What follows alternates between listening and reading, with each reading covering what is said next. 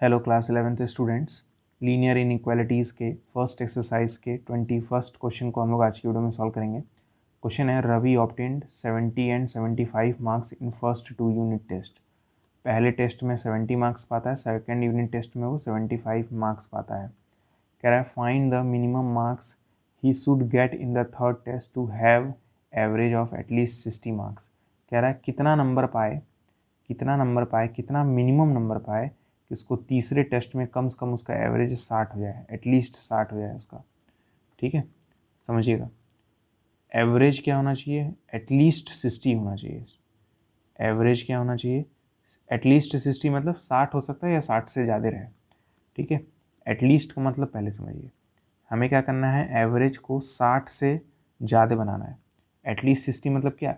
Average या तो 60 आ जाए, या तो 61 आ जाए, या तो 62 आ जाए, 60 से कम नहीं आना चाहिए। तो एटलीस्ट 60 मतलब क्या हो जाएगा? एवरेज जो है वो ग्रेटर दैन इक्वल टू 60 होना चाहिए। एवरेज जो है क्या होना चाहिए? ग्रेटर दैन इक्वल टू 60 होना चाहिए। तो फर्स्ट यूनिट टेस्ट में उसने कितना मार्क्स स्कोर किया था? 70 मार्क्स। सेकेंड यूनिट टेस्ट में उसने कितना मार्क्स स्कोर किया है? सेकेंड यूनिट में उसने 75 मार्क्स स्कोर किया है।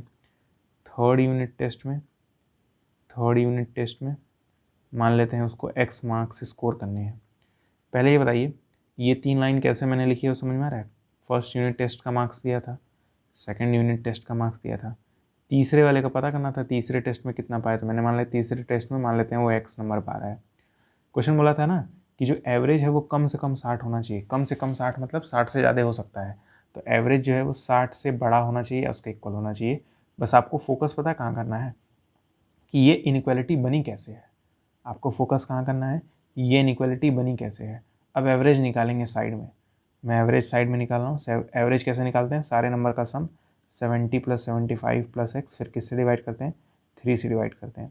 तो जाएगा 145 + x/3। तो हमें एवरेज की वैल्यू मिल चुकी है। हमें क्या मिल चुकी है?